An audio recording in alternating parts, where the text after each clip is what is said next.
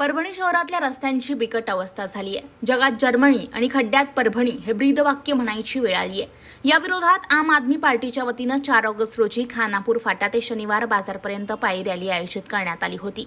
शहरातील रस्त्यांबाबत लोकप्रतिनिधी बोलत नाहीये, उलट चांगले रस्ते देण्याऐवजी हे नेते, पुढारी, अधिकारी यांच्यासह गुत्तेदारांना सोबत घेत टक्केवारी घेण्यात धन्यता मानतात। मागील 30 ते 35 वर्षांपासून परभणी शहराची झालेली बकाल अवस्था याला येथील लोकप्रतिनिधी जबाबदार आहे। त्यामुळे 500,000 में बिकोगे तो ऐसा ही रोड पाओगे असं म्हणत आपच्या कार्यकर्त्यांनी नागरिकांमध्ये जागृती केली। परभणी शहराच्या विकासाचा नवीन मार्ग घेऊन अरविंद केजरीवाल यांच्या मार्गदर्शनाखाली शिक्षण, आरोग्य, रोजगार, वीज, पाणी, रस्ते या मूलभूत प्रश्नांना न्याय देण्यासाठी आम आदमी पार्टी सज्ज आहे।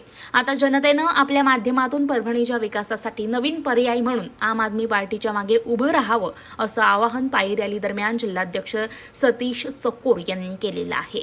शहरातील रस्त्यांची अत्यंत बिकट अवस्था झालेली आहे। सगळीकडे जगात जर्मनी आणि खड्ड्यात परभणी असं परभणीकरांचं एक ब्रीदवाक्य झालेलं आहे। दुसरी गोष्ट, या प्रश्नावरती सगळे परभणीकर त्रस्त आहेत।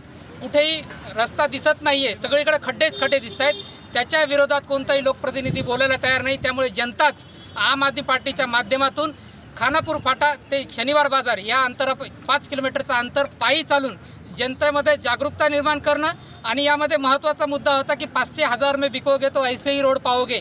त्यामुळे जनतेला एक नवीन पर्याय आम आदमी पार्टीच्या माध्यमातून आम्ही देऊ इच्छितो, जो विकासाचा पर्याय आहे, जो शिक्षण, आरोग्य, रोजगार, वीज, पाणी, रस्ते या मूलभूत प्रश्नांचा पर्याय आहे।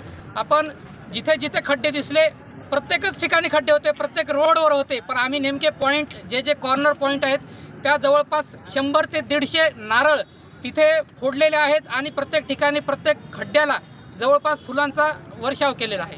अहो बघा, त्यांनी सांगितलं आम्ही तात्पुरती व्यवस्था करू। आता आपण येताना पाहिलंय रोडवरती तात्पुरती व्यवस्था चालू आहे। तात्पुरती व्यवस्था यांची अशी आहे, आता धोधो पाऊस पडला एखादा तास तर त्यांनी टाकलेलं मटेरियल ते सगळं धुवून जाणार आहे।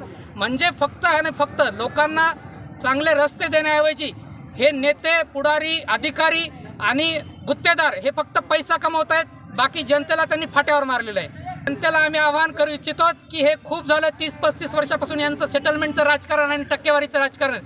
आपल्याला नवीन पर्याय पाहिजे असेल तर अरविंद केजरीवालांच्या माध्यमातून आम आदमी पार्टी हा सक्षम पर्याय आहे। तो आपले मूलभूत प्रश्न जे आहेत, शिक्षण, आरोग्य, रोजगार, वीज, पाणी, रस्ते यावरती काम करणारा पक्ष आहे।